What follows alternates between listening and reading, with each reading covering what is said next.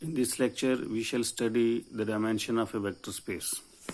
The dimension of a finitely generated vector space VF is defined as the number of elements in the basis of VF and is denoted by dimension dim V. That is, if any basis of V contains n elements, then we say that dimension of V is equal to n, and then V is a n-dimensional vector space. तो dimension of vector space का मतलब यही है कि अगर आपने basis vector space का ढूंढ रखा है और बेसिस में जितने एलिमेंट हैं वही number of elements in the basis vector space का डायमेंशन तैयार करते हैं.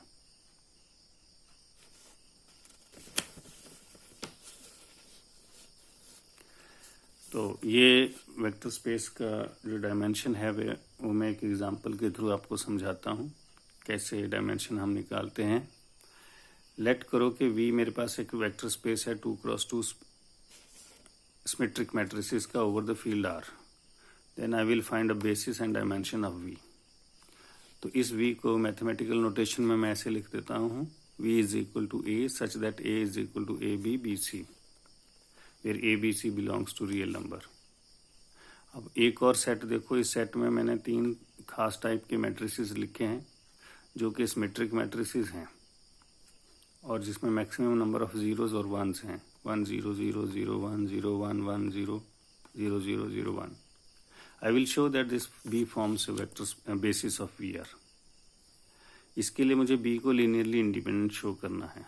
B को लीनियरली इंडिपेंडेंट कैसे शो करना है? B में 3 एलिमेंट हैं तो alpha into first element plus beta into second element plus gamma into third element equal to 0 0 0. अब यहाँ से अगर मैं अल्फ़ा बीटा गामा निकालूं और ये सारे ज़ीरोज़ हो जाएं तो ये प्रूव हो जाएगा कि B एक लीनियरली इंडिपेंडेंट सेट है. अल्फ़ा से 1 को मल्टीप्लाई किया, फिर बीटा से 0 को, गामा को 0 से, तो पहली एंट्री बनी अल्फ़ा प्लस 0. इसी तरह second entry alpha into 0 plus beta into 1 plus gamma into 0, second entry हुई beta. Similarly third element beta, fourth element gamma. और यहाँ तो 0 वेक्टर है इसलिए सारे वेक्टर्स, सारे एलिमेंट्स इस मैट्रिक्स के 0 0 होंगे. अब कंपैरिजन ऑफ मैट्रिसेस से अल्फ़ा की वैल्यू 0, बीटा की वैल्यू 0 और गामा की वैल्यू भी 0. Therefore B is linearly independent set.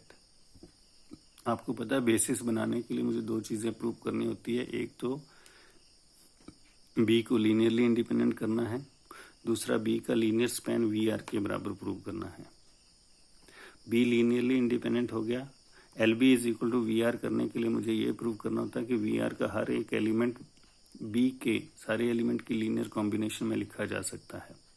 तो VR में मैंने एक एलिमेंट लिया AB BC.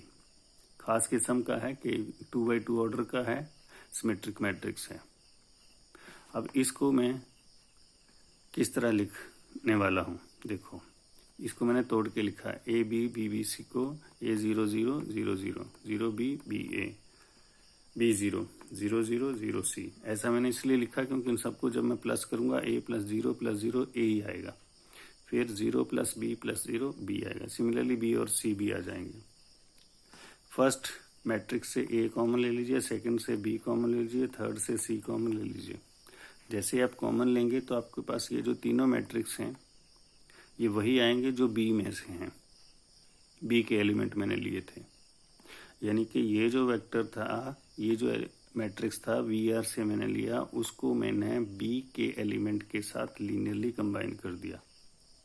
अगर ऐसा हो जाता है तो हम ये लिखते हैं कि VR का एलिमेंट B जो कि बेसिस है उसके लीनियर कॉम्बिनेशन में लिखा जा रहा है.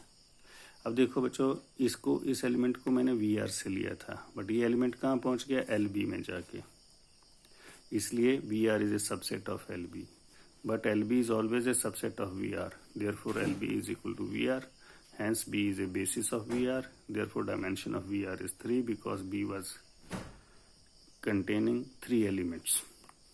तो इस तरह से मैंने डायमेंशन निकाला. अब आपके लिए क्वेश्चन मैंने दिया है कि आपको ये 3 मैट्रिक्स दे, प्रूव करके दिखाना है कि ये बेसिस बनाते हैं और साथ में ये भी बताना है कि coordinate vector of this matrix relative to the same basis कैसे और कितना आएगा। Thank you.